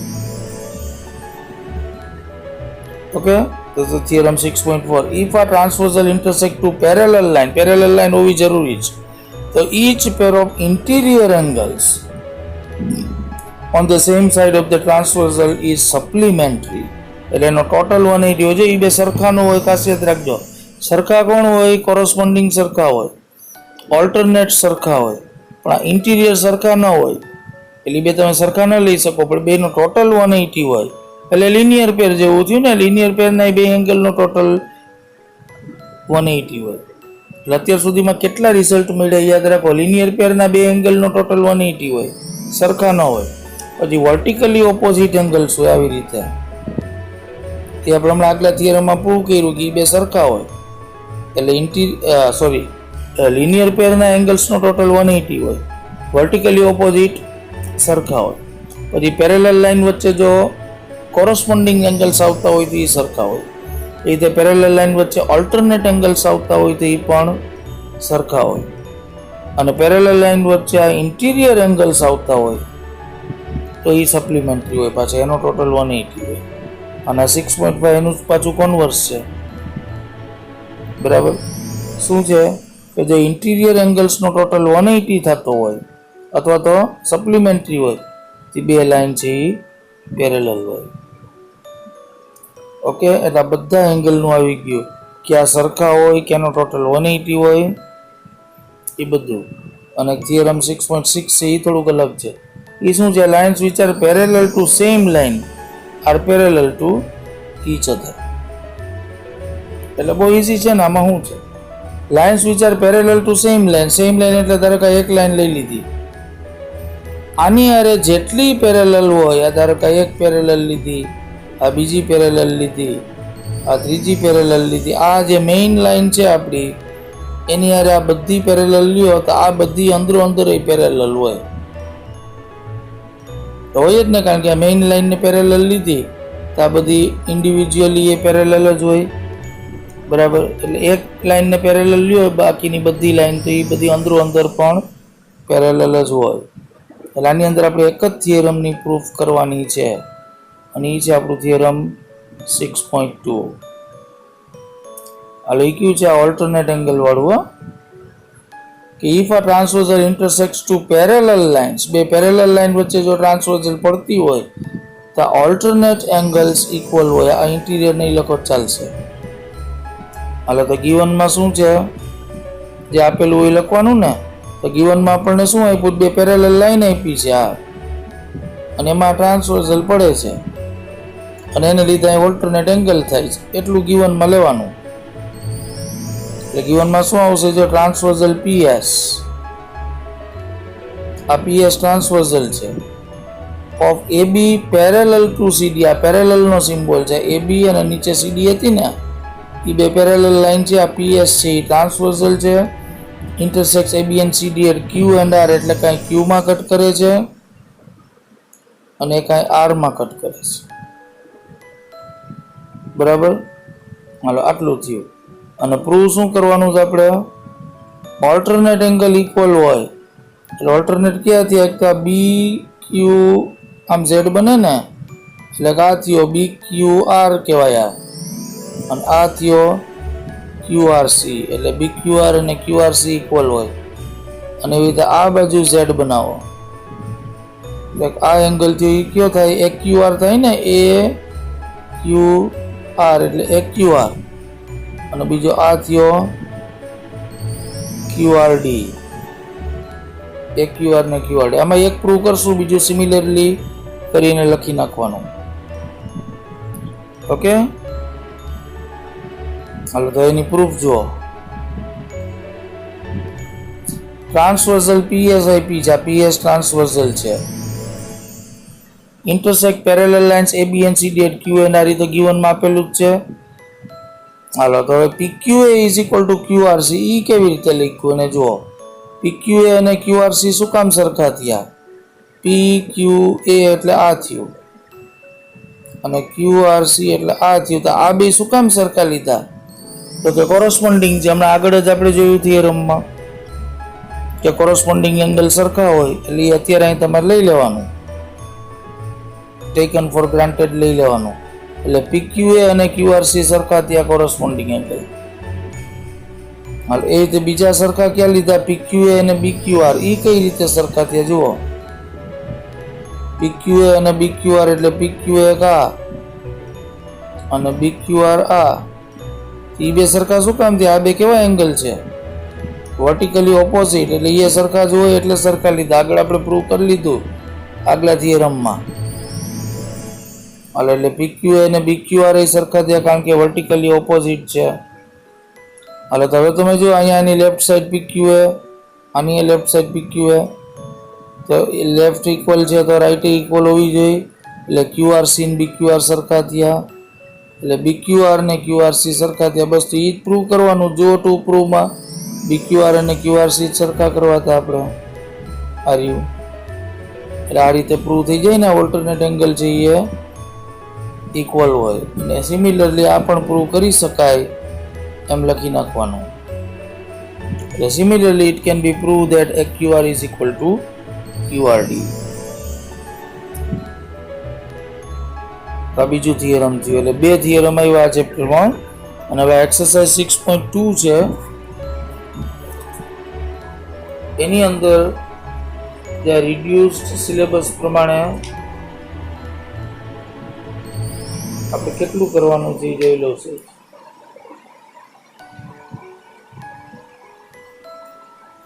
એટલે રિડ્યુસ સિલેબસ પ્રમાણે 6.2માં તમારે 4 સમ કરવાના છે, 1 2 3 4, બાકીના કેન્સલ છે. તો જે પહેલો સમ જુઓ. એટલે in the given figure find the values of x and y. એટલે આ બે વેલ્યુ ફાઇન્ડ કરવાની છે. આ એક્સ છે, આ વાય છે. જોઈ લેજો આખું. અને આપેલું ખાલી આટલું જ છે કે આ 50 આપ્યો છે અને આ 130 આપ્યો છે. હવે કે જે બહુ ઇઝીલી પતી જાય કે ને આ 130 છે એની સામે આ વાય આવ્યો, તો આ બે કયા એંગલ કહેવાય? Vertically opposite. તો વર્ટિકલી ઓપોઝિટ કેવા હોય? ઇક્વલ હોય. એટલે આ 130 છે તો આ 130 જ થાય. એટલે એમ લખવાનું થશે તમારે. એ રીતે થશે. એટલે હાલો જો આ લોકોએ કેમ કર્યું છે, QA stands on line PS. Hello QA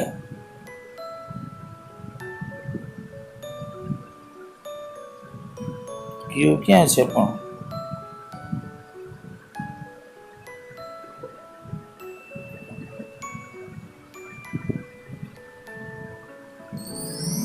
એટલે લેવું ન લખો ને તો ચાલશે. આ જવા દો, Q લખ્યો જ નથી એમાં ક્યાંય. આ જોઈ લો ને ખાલી એંગલ PQ એ. મને લાગે છે અહીંયા હોવું જોઈએ. લખવા તો પડશે. જો નામ ભૂલાઈ ગયા છે, લખી નાખીએ. અહીં લખો, અહીંયા આવશે P, પછી આ Q, બરાબર, પછી આ R, અને અહીંયા લાઈન ઉપર આવશે S. R એટલે આ પોઈન્ટ છે. આ Y છે તે એંગલ છે, R છે એ પોઈન્ટ છે. હાલો તો શું કીધું? આ PQA, એટલે આ એંગલ થયો. આ PQA એ 50 નો છે.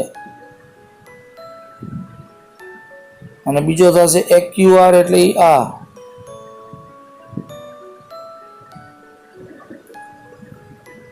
એટલે આ બે લિનિયર પેર થઈને એક આ ને આ, કારણ કે એક જ સ્ટ્રેટ લાઈન ઉપર છે.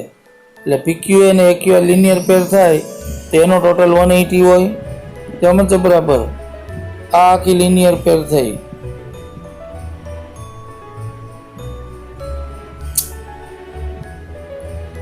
એટલે આ બે એંગલનો ટોટલ 180 હોય, લિનિયર પેર છે. એટલે તેમાંથી આ 50 કાઢી નાખો એટલે એક્સ કેટલો વધે?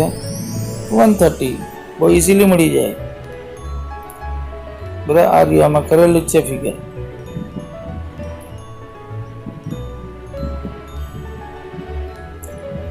બરાબર, એક આ એંગલ અને આ એંગલ લિનિયર પેર છે એટલે એનો ટોટલ 180 હોય. એટલે PQ અને AQR 180, બાજુમાં લખવાનું લિનિયર પેર. હાલો PQ 50 છે અને આ x છે, એમાં x લખો તો x કેટલો થાય? 130. એટલે E મળી ગયો. અને પછી ઓલું મેં તમને હમણાં કીધું હતું, જ વર્ટિકલી ઓપોઝિટ થાય છે. આ 130 અને એની અમે આ y છે તો એ બે વર્ટિકલી ઓપોઝિટ થયા ને. અને વર્ટિકલી ઓપોઝિટ હોય એટલે સરખા હોય, એટલે y છે એ 130 થશે. હવે જ લખ્યું. જો આવું કઈ ન લખો તો હાલો, આટલું બધું નહીં લખવાનું.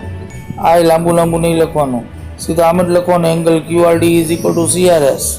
અને શું કામ? તો કાંઈ સાઈડમાં લખી નાખવાનું વર્ટિકલી ઓપોઝિટ એંગલ્સ. આ જે છે ને અહીં સાઈડમાં ટૂંકમાં લાંબી લાંબી લાઈનો નહીં લખવાની. એટલે y એ ઓટોમેટિક 130 થાય.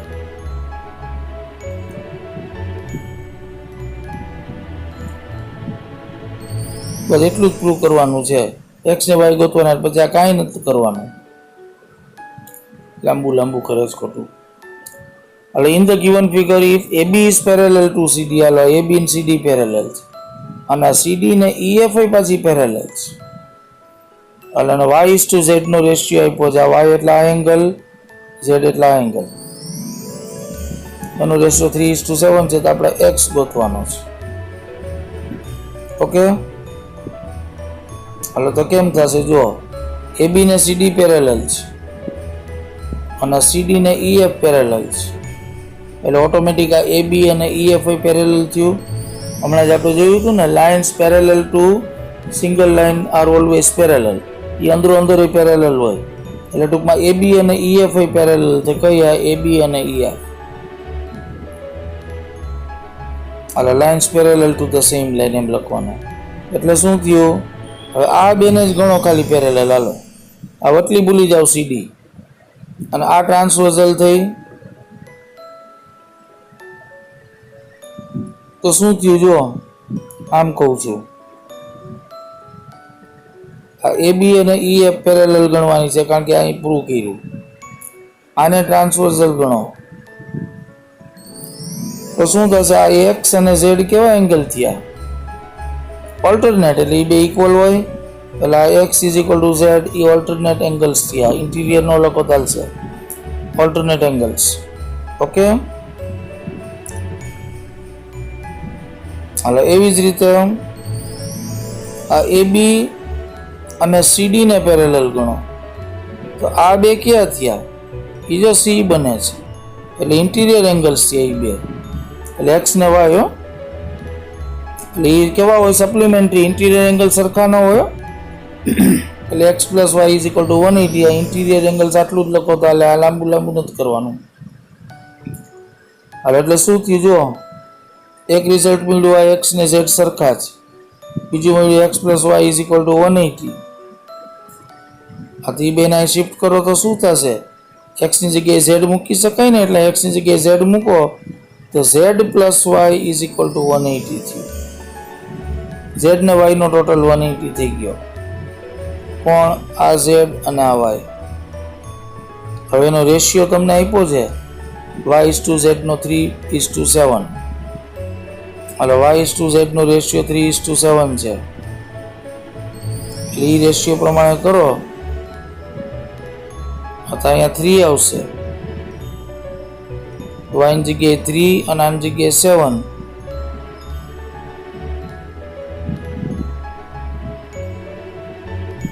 એવું શું કામ કરવું જોઈએ? પણ આમ જ કરો ને સીધું. આમ કરો, આ બધું કાઢી નાખો. હાલો y:z 3:7 છે, એટલે આપણે આગલા સમમાં કર્યું તેમ જ કરવાનું. y = કેટલું થશે? 3x અને z = થશે 7x. થાય ને 3:7? એટલે હવે વેલ્યુ આમાં મૂકી દો, એટલે 3x + 7x = 180. એટલે 3x + 7x એટલે 10x થશે. therefore કરીને લખો 10x = 180. હવે 10 આની નીચે જાય એટલે x = કેટલા થશે? 180/10. એટલે x = કેટલા થશે? 18.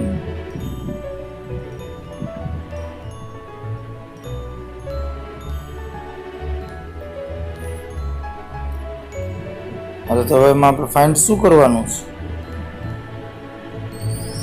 x ફાઇન્ડ કરવાનો છે ને. આ તો x ને z તો બધા સરખા છે, એટલે z ફાઇન્ડ કરી લ્યો તોય ચાલે. આ બસ તો આપણને 18 તો મળી ગયો આપણો x. x = 18 મળી ગયો. ઓકે, એટલે આપણો z કેટલો છે? 7x લખો. નાવ z = 7x. એટલે 7 × x એટલે 18 છે. હમણાં ફાઇન્ડ કર્યું ને, એટલે 18 7 જા 126. એટલે આ રીતે z આવશે 126. હવે આ ત્રીજો સમજેજો. In the given figure AB is parallel to CD. આ AB અને CD પેરેલલ છે અને EF ઇઝ પરપેન્ડિક્યુલર નો સિમ્બોલ છે. એટલે EF is perpendicular to CD. આ EF છે એ પરપેન્ડિક્યુલર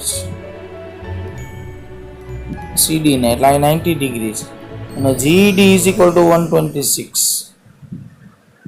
GED કયો થાય? આ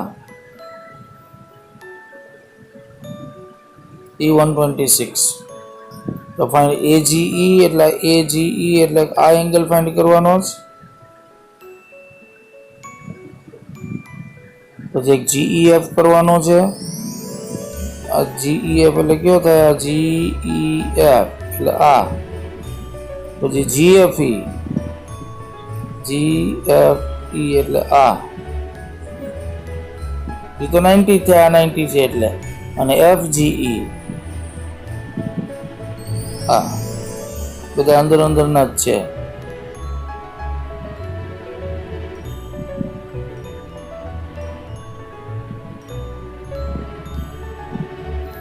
હાલો તો કેમ પ્રૂવ થશે જો.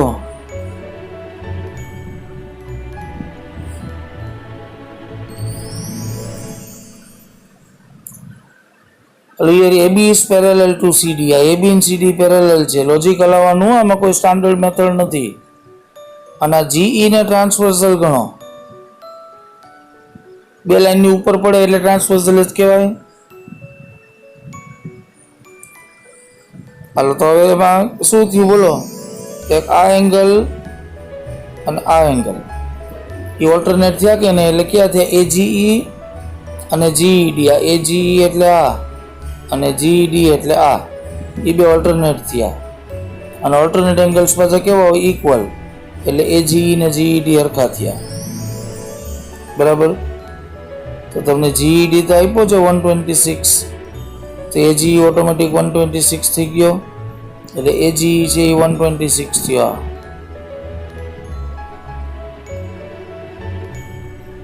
અલગ આ વસ્તુ બેની. પછી બીજા ક્યાં ફાઇન્ડ કરવાના જુઓ. બીજા છે હવે EF is perpendicular to CD. એટલે FED એંગલ 90 નો થયો.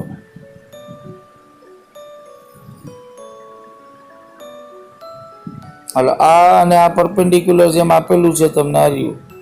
એટલે FED એંગલ આ 90 નો થયો. FED આ 90 નો થયો. ઓકે. હાલો એટલે FED 90 નો થયો. હવે GEF અને FED is equal two GED. એ કેવી રીતે થયું? જો GEF પ્લસ FED એડજસન્ટ એંગલ છે ને, એટલે બેનો ટોટલ ત્રીજા જેટલો થાય. કયો? એક આ GEF અને FED. એ બે બાજુના એંગલ છે. જો એક આ અને એક આ. તો એ કેના જેટલો થયો? આખા આના જેટલો થાય ને, GED જેટલો. એટલે GEF plus FED is equal two GED. આ રહ્યું. GEF પ્લસ FED એટલે GED. એટલે એમાં FED તો 90 નો છે જ, આપણે ઉપર જ મળી ગયો. એટલે એમાંથી માઇનસ કરો 126 માંથી. અને આ GED પાછો 126 એ હમણાં જ ફાઇન્ડ કર્યું. એટલે GEF થશે 36. હાલો એ રીતે બે આ લિનિયર પેર કઈ બની જો. આવું કંઈ નહીં લખવાનું, સીધું આમ જ બ્રેકેટમાં. AGE અને FGE લિનિયર પેર થાય છે, જુઓ જોઈએ. AGE અને FGE. આ AGE એટલે આ અને FGE એટલે આ બાજુનો. થઈ ગયું એક જ લાઈન ઉપરના, એક સ્ટ્રેટ લાઈન ઉપરના. એટલે આ બેયનો ટોટલ 180 હોય.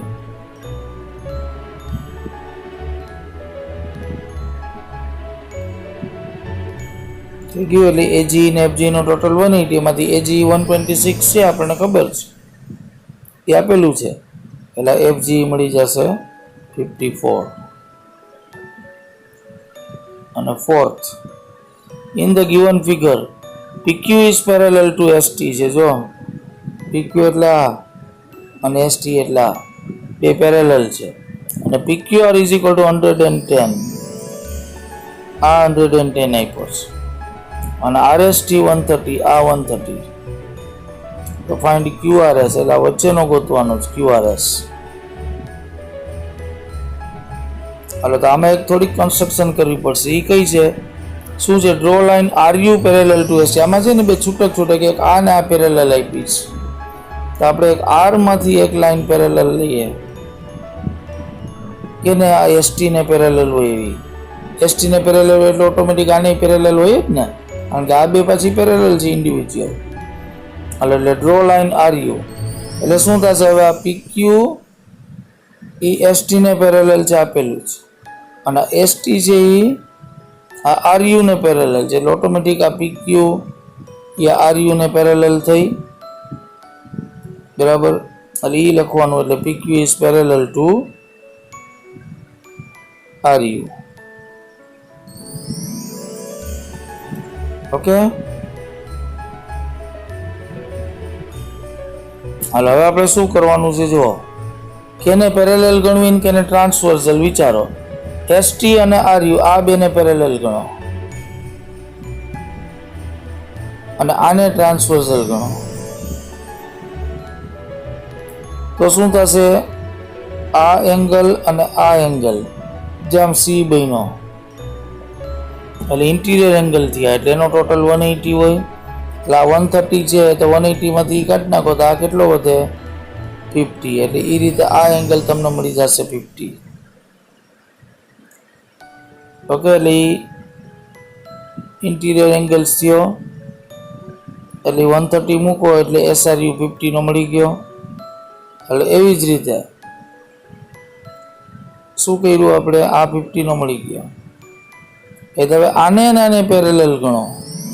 કોણ? PQ અને RU. આપણે અહીં પ્રૂવ કર્યું છે બે પેરેલલ. અને હવે આને ટ્રાન્સવર્સલ ગણો, તો આ ને આ ઇન્ટિરિયર થયા ને, એનો ટોટલ 180 એટલે 110 છે, તો આ કેટલો હોય? 70. ઓકે, એટલે એમ લખ્યું.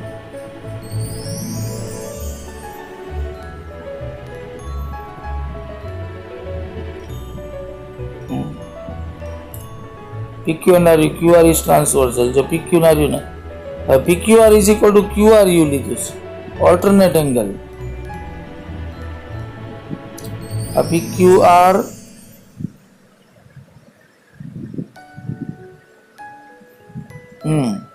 અને આ QRU બરાબર છે.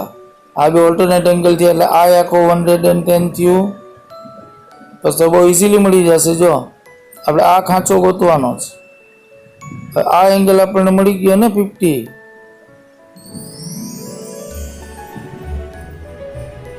બરાબર છે, અને આ આમ Z બન્યો જો, એટલે આ 110 થાય આખો, એમાં ત્યાં 50 માઇનસ કરી નાખો એટલે આ ખાંચો વધે ને, એટલે 110 માંથી 50 જાય એટલે 60. એટલે વટલો ખાંચો છે એ 60 નો થશે. QRS is equal two 60. ટૂંકમાં તમને જે રીતે મગજમાં લાઇટ થાય એ રીતે અલગ અલગ રીતે ઘણી બધી રીતે સમ્સ થાય આમાં, કારણ કે પ્યોર લોજિકલ છે. તમને કોરસ્પોન્ડિંગ દેખાવા જોઈએ, ઓલ્ટરનેટ દેખાવા જોઈએ, ઇન્ટિરિયર એંગલ્સ દેખાવા જોઈએ, લિનિયર પેર દેખાવી જોઈએ, વર્ટિકલી ઓપોઝિટ એંગલ્સ દેખાવા જોઈએ. આ બધી કોમ્પ્લિકેટેડ ફિગર્સ છે, એમાં આ બધું ખાસ દેખાવું જોઈએ. ઓકે, હતા એક્સરસાઇઝ અહીં 6.2 માં 4 જ સમ કરવાના હતા. હવે નવો ટોપિક લઈએ.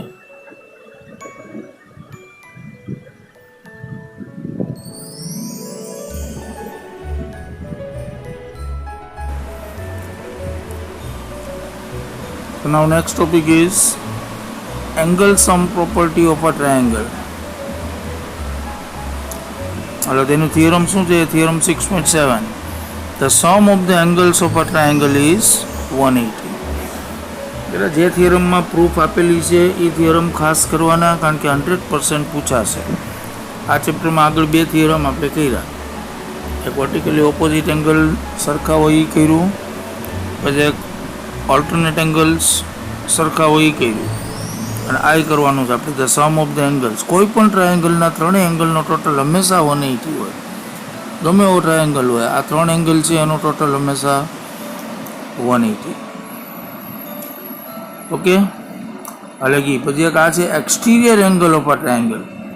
હાલ એની ડેફિનેશનની કંઈ જરૂર નથી, એટલે આ નહીં કરતા, ખાલી સમજાવી દઉં. એક્સટિરિયર એંગલ કોને કહેવાય? ધારો કે આ ટ્રાયેંગલ છે, જ્યારે જ્યારે આપણે ટ્રાયેંગલના એંગલની વાત કરીએ ને ત્યારે આપણે કંઈ સ્પેસિફાઈ નથી કરતા, આપણે ઇન્ટિરિયર જ ગણીએ. એટલે એંગલ્સ ઓફ ટ્રાયેંગલ કયો એટલે આ જ ગણવાના, એક આ એ, એક બી અને આ સી, અંદરના જ. અને એનો ટોટલ હંમેશા 180 હોય. આપણે ઉપર જોયું કે the sum of the angles of a triangle, angles of આ કે એટલે અંદરના. હવે ધારો કે આ લાઈનને તમે આમ લાંબી કરો તો આ એંગલ આવ્યો એ ટ્રાયેંગલનો જ એંગલ છે પણ એ બહારનો છે, એટલે એને એક્સટિરિયર એંગલ ઓફ આ ટ્રાયેંગલ કહેવાય. અને એવી રીતે આ લાઈનને આમ લંબાવશો ને તો આ મળશે એક્સટિરિયર. એટલે આ સી ઉપર જ તમને બે એક્સટિરિયર મળે. એટલે આ લાઈનને આમ લંબાવો તો આ એક્સટિરિયર થયો, અને આને લંબાવો તો આ એક્સટિરિયર થયો. એટલે એ ઉપર બે એક્સટિરિયર મળશે. ટૂંકમાં એક ઇન્ટિરિયર છે એની બે બાજુ એક્સટિરિયર મળે. અને એવી રીતે આને આમ એક્સટેન્ડ કરો, આ એક્સટિરિયર થયો, અને આને આમ એક્સટેન્ડ કરશો તો આ એક્સટિરિયર થયો. અને જોઈને જ ખબર પડે કે એક્સટિરિયર એંગલ છે બધા 90 થી મોટા છે, જો ઓબ્યુઝ જ હોય. એટલે આ એક્સટિરિયર એંગલ થયા, ટૂંકમાં ટ્રાયેંગલની સાઈડને લાંબી કરીને. એટલે ડેફિનેશનની જરૂર નથી, ખાલી સમજવાનું કે એક્સટિરિયર એંગલ કોને કહેવાય. હવે એનું એક થિયરમ છે. થિયરમ શું છે? If a side of a triangle is produced, બરાબર, પ્રોડ્યુસ્ડ એટલે લાંબી કરવાની, સાઈડને લાંબી તો કરવી જ પડે તો જ એક્સટિરિયર એંગલ મળશે. એટલે then the exterior angle so formed, એટલે આમ લાંબી કરવાથી જે આ એક્સટિરિયર એંગલ મળ્યો એ કેટલો હોય તો કે is equal to the sum of the two interior opposite angles. એટલે ધારો કે ટ્રાયેંગલ છે, આ એના ઇન્ટિરિયર એંગલ થયા ત્રણેય, અને હવે આ એક્સટિરિયર એંગલ છે ધારો કે આ, તો આ એક્સટિરિયર એંગલ કેટલો હોય તો કે આ બે ઇન્ટિરિયર ઓપોઝિટ એંગલના ટોટલ જેટલો હોય. એટલે આ બેનો જે ટોટલ કરો ને એટલો આ હોય. ટૂંકમાં એનો પોતાનો એંગલ છોડી દેવાનો, પોતાનો નહીં ગણવાનો, એના સિવાયના બાકીના બે, બરાબર. એવી રીતે આ ગણીએ. ધારો કે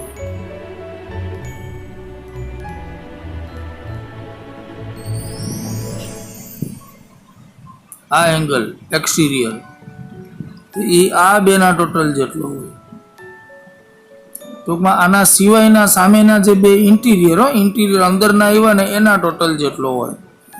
આમાં થિયરમ કહે છે. એટલે અહીંયા આ એક્સટિરિયર એંગલ છે, આ એ કયો છે? ACD. એ આ A અને B ના ટોટલ જેટલું હોય, angle A plus angle B. Okay, તો આ થિયરમ થયું. તો આમાં એક થિયરમ આપણે કરવાનું છે, આ 6.7 એ કયું છે? The sum of the angles of a triangle is 180. ટ્રાયેંગલના ત્રણેય ઇન્ટિરિયર એંગલનો ટોટલ હંમેશા 180 હોય. તો ગિવનમાં કાંઈ નથી, જો ટ્રાયેંગલ ABC ઇઝ ગિવન, અને આપણે પ્રૂવ કરવાનું છે આ A નો એંગલ, આ B અને આ C, એ ત્રણેયનો ટોટલ 180 હોય. એટલે તે પ્રૂવ કરવા માટે આપણે શું કરશું? ઉપરથી એક લાઈન ડ્રો કરશું. હા, ઓકે. તો જો શું છે પ્રૂફમાં? થ્રુ A એટલે A માંથી ડ્રો લાઈન XY, એક આ XY લાઈન ડ્રો કરો which is parallel to BC. આ BC ને પેરેલલ હોય એવી, સમજાણું? આ BC છે એને પેરેલલ, અને A માંથી નીકળે એવી એક XY લાઈન ડ્રો કરો. આ XY, હવે XY છે એ BC ને પેરેલલ છે. XY is parallel to BC, બરાબર. એટલે XY જે પેરેલલ છે અને AB ને ટ્રાન્સવર્સલ ગણો તો શું થશે? જો XY is parallel to BC અને AB ઇઝ ધ ટ્રાન્સવર્સલ, તો ઓલ્ટરનેટ એંગલ બને છે. જો આ XY અને BC પેરેલલ અને AB ને ટ્રાન્સવર્સલ ગણો, એટલે 4 અને 2 એ બે ઓલ્ટરનેટ થયા, એટલે એ બે સરખા હોય. ઓકે, એટલે સરખા એટલે ઇક્વલ, એટલે angle 4 is equal to angle 2. એ ઓલ્ટરનેટ એંગલ, ઇન્ટિરિયર નહીં લખો ચાલે. એટલે એવી જ રીતે XY is parallel to BC, અને હવે AC ને ટ્રાન્સવર્સલ ગણો. X y is parallel to B C અને એસીને ટ્રાન્સવર્સલ ગણો તો આ બે ઓલ્ટરનેટ થયા ને, જો ઝેડ બને ત્યાંથી આમ, એટલે 5 ને 3 એ ઇક્વલ થયા, 5 equal to 3 A alternate angles થયા. હાલ હવે જો આ આખું સ્ટ્રેટ લાઈન થયું, એટલે એને આ આખો ટોટલ એંગલ 180 હોય ને, એમાં કેટલા આવ્યા? 4, 1 અને 5, એ ત્રણેયનો ટોટલ 180 હોય, કારણ કે બધા આ આખા સ્ટ્રેટ લાઈન ઉપર આવેલા છે આ ત્રણેય એંગલ. એટલે 4, 1 ને 5 આ ત્રણેયને ભેગા કરો એટલે ટોટલ 180 થાય, બરાબર. એટલે now point A lies on the line X Y, એક જ લાઈન ઉપર છે બધા, એટલે 4, 1 ને 5 નો ટોટલ 180. એટલે હવે 4 છે એ પાછું 2 જેટલું જ, એટલે 4 ની જગ્યાએ 2 લખાય, આ 1 એમ રાખો, અને 5 છે એ કેના જેટલું? 3, એટલે અહીંયા 5 હતું એની જગ્યાએ 3 લખાય. પછી વ્યવસ્થિત અરેન્જ કરો, આડાવડા છે તો 1, 2, 3 એમ કરી નાખો, અને 1, 2, 3 જ આપણા એંગલ છે. જો 1 એટલે એ, 2 એટલે બી અને 3 એટલે સી, એટલે a plus B plus C is equal to 180. આમ પ્રૂવ થાય. બહુ ઇઝી છે થિયરમ. અને હવે આવે છે એક્સરસાઇઝ. એક જ થિયરમ કરવાનું હતું, બાકી કંઈ નથી બીજા, અને બાકીનું જે નથી કરાવ્યું એ બધું નીકળી ગયું છે. અને એક્સરસાઇઝ 6.3 માં આપણે 3 જ સમ કરવાના છે, 1, 2 ને 3. તો જો 6.3 માં પહેલો sum, in the given figure sides QP and RQ, આ QP અને આ RQ of triangle PQR are produced to point S. હાલો આને તમે S સુધી લંબાવીને ખેંચું અને આને આમ T સુધી લંબાવીને ખેંચું એમ કહે છે, and T રિસ્પેક્ટિવલી. સાઈડ ખેંચો એટલે હંમેશા એક્સટીરિયર એંગલ પડે, એટલે આ એંગલ આપ્યો છે 135.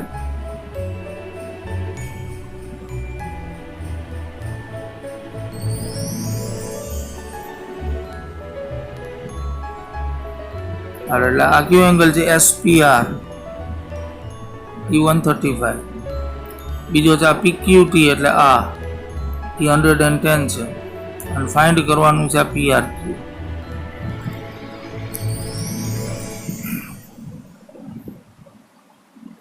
તો બહુ ઈઝી છે. કેવી રીતે થશે? જો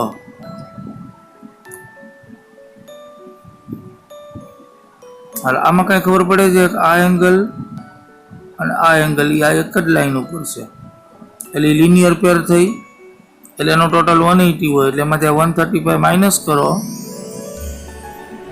એટલે આ એંગલ કેટલાનો થઈ ગયો? 45. પેલા વિચારી જોવાનું શું થશે. એટલે એવી રીતે આ અને આ લિનિયર પેર છે, એટલે એનો ટોટલ 180 હોય, એટલે 110 છે, તો આ કેટલો હોય? 70. હવે આ PQR આખો ટ્રાયેંગલ છે ને,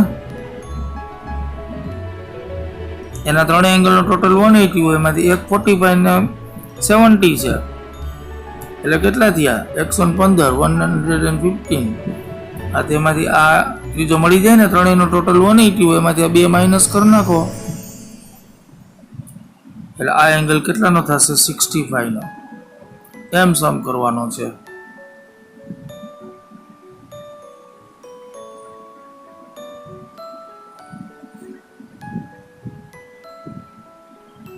ક્યાં ગયો આન્સર? આર્યો 65.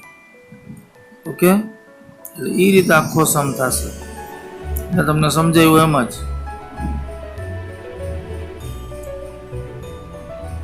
કઈ રીતે કર્યો? જો SPR અને PQT એક્સટીરિયર એંગલ થયા, આ SPR અને આ બે એક્સટીરિયર એંગલ છે, એ રીતે થશે. હાલો એક્સટીરિયર એંગલ એટલે આ એક્સટીરિયર એંગલ છે એ આ બે ઇન્ટિરિયરના ટોટલ જેટલો હોય ને, એટલે SPR એ એક્સટીરિયર, એ આ બે ઇન્ટિરિયર ક્યાં છે? PQR અને PRQ, એ બેના ટોટલ જેટલો હોય. હમણાં આપણે જોયું એમ થિયરમ 6.8, એક એક્સટીરિયર છે એ એના સામેના બે ઇન્ટિરિયરના ટોટલ જેટલો હોય, એ તો બીજો એક્સટીરિયર કયો છે? આ PQT. આ એટલે એ આ બે ઇન્ટિરિયરના ટોટલ જેટલો હોય એટલે એ કયું થશે? QPR અને PRQ. ઓકે.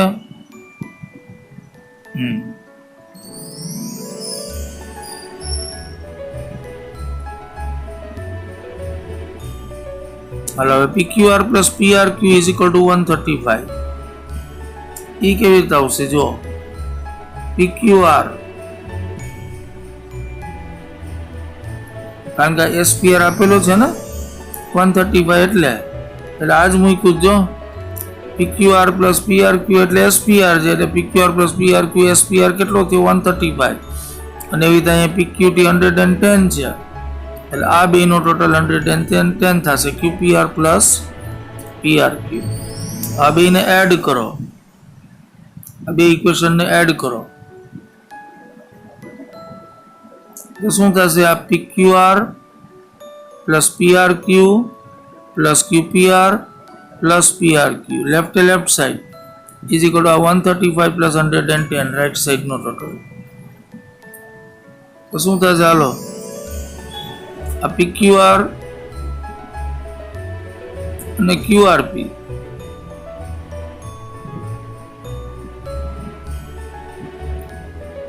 એ ક્યાં છે? PQR એટલે આ અને PRQ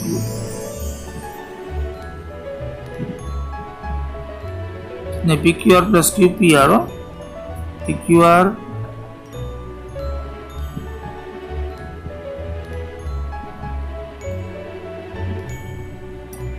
એ 180 કેવી રીતે આવ્યા? બહુ અઘરી મેથડ છે. આખી રહેવા દે ને, આમ કરવું જ નથી આપણે. અને બદલે મેં શીખડાવ્યું એમ જ કરો. મેં શું શીખડાવ્યું તમને? આ બે લિનિયર પેર થઈ એટલે એનો ટોટલ 180 હોય એટલે તમારે એ લખવાનું. ક્યાં એંગલ થશે બોલો? જાતે કરજો. આ એંગલ અને આ એંગલ લિનિયર પેર થઈ એટલે હમણાં મેં સમજાવ્યું ને 180 માંથી 135 જાય એટલે આ એંગલ કેટલાનો હોય? તો 45. એ રીતે આ બે લિનિયર પેર છે આ ને આ એટલે 180 માંથી 110 છે એટલે આ આવ્યો 70. હવે ટ્રાયેંગલના ત્રણેય એંગલનો ટોટલ 180 એટલે angle P plus angle Q plus angle R is equal to 180. એમાંથી 17, 45 180 માંથી માઇનસ કરો એટલે R છે 65 વધે. એ જ સહેલું પડે. તો બહુ કોમ્પ્લિકેટેડ કરી નાખ્યું છે. હાલો પછી 2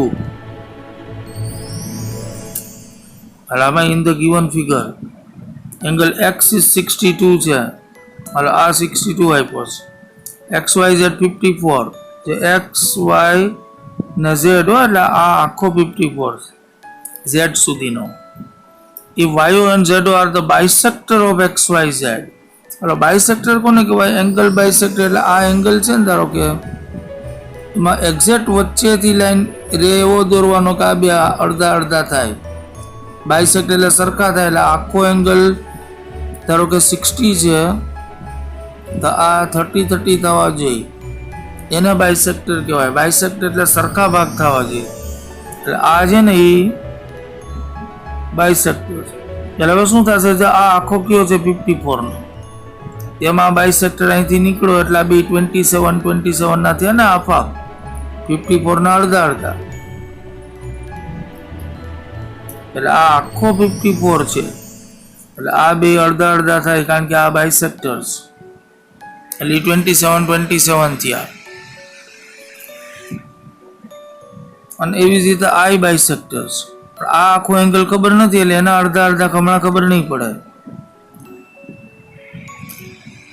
બરાબર. તો ફાઇન્ડ OZY એટલે OZY એટલે આ ફાઇન્ડ કરવાનો છે અને YOZ એટલે આ.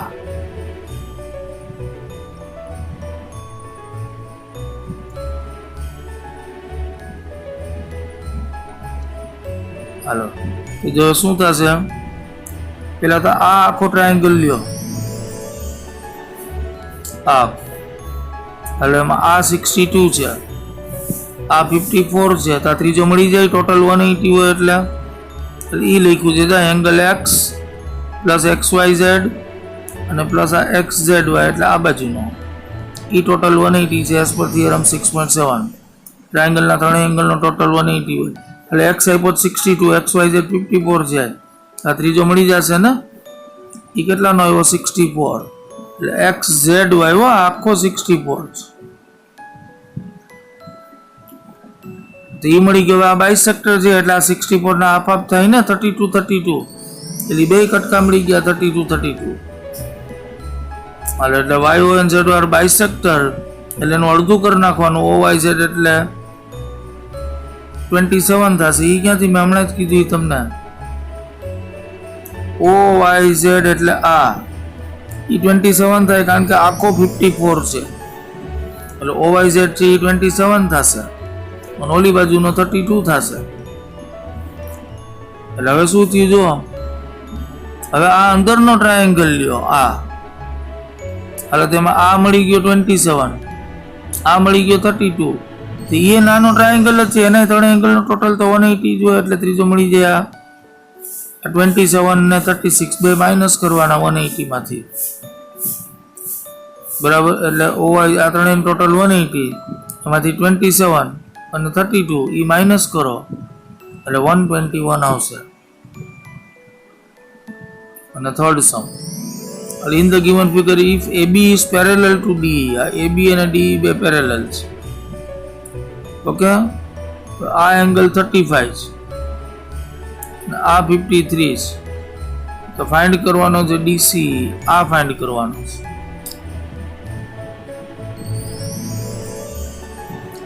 તો કેમ થશે, પેલા તો આ દેખાય છે, આ બે પેરેલલ આપી છે, AB અને CD પેરેલલ છે, તો અહીંથી આ Z બન્યો કે નહીં, એટલે આ બે ઓલ્ટરનેટ એંગલ થી અહીં સરખા હોય, એટલે આ 35 છે તો આ 35 જ હોય. એટલે પેલા સ્ટેપમાં એ કરવાનું, AB D અને આને ટ્રાન્સવર્સલ ગણો એટલે AED ને BAE, કારણ કે ઓલ્ટરનેટ એંગલ થી ઇન્ટિરિયર નહીં લખો ચાલશે. હમણાં જ મેં કીધું એમ Z બને છે, બરાબર. એટલે અહીંથી આ બે, એટલે આ 35 આ 35 થયું, એટલે આ કયો એંગલ છે AED, પણ આપણે ત્યાં C સુધી જ જવાનું છે, એટલે AED કયો કે CED બે એક જ કહેવાય, એક જ લાઈન ઉપર છે, એટલે CED 35 થયો ટૂંકમાં, સમજાય ને. આમ એંગલ હોય તો એંગલ કયો બોલાય ABC. અહીં ધારો કે P છે અને અહીં Q છે, તો PBQ બોલાય ને, ABC કયો કે PBQ કયો, ABC આ જ એંગલ થાય અને PBQ આ જ થાય, એના જેવું છે. એટલે આ એંગલ 35 થી ઓલ્ટરનેટ, પણ એ કયો છે AED, એને બદલે આપણે શું કીધું CED, એટલે CED એ 35 થયો કારણ કે એક જ લાઈન ઉપર છે. હવે શું થશે, જો આ 35 મળી ગયો, આ 53 આપેલો, તો આ આખો ટ્રાયેંગલ છે કે નહીં, એનો ટોટલ 180 હોય, એટલે 35 પ્લસ 53 માઇનસ કરો એટલે થઈ જાય, આ મળી જશે જે આપણે ફાઇન્ડ કરવાનો છે. ઓકે, એટલે ત્રણેય એંગલનો ટોટલ 180 હોય. થિયરમ 6.7, થિયરમ 6.8 નથી, 6.7 છે. એટલે આ 53 આપ્યો છે, આ 53, આ 35 આપણે હમણાં ફાઇન્ડ કર્યો, એટલે 180 માંથી માઇનસ કરો એટલે આ કેટલો થશે 92. ઓકે, એટલે તો એક્સરસાઇઝ 6.3 ના 3 સમ, બાકી આગળ કરવાનું નથી, એટલે અહીંયા ચેપ્ટર આપણે પૂરું કરીએ છીએ. Okay, by.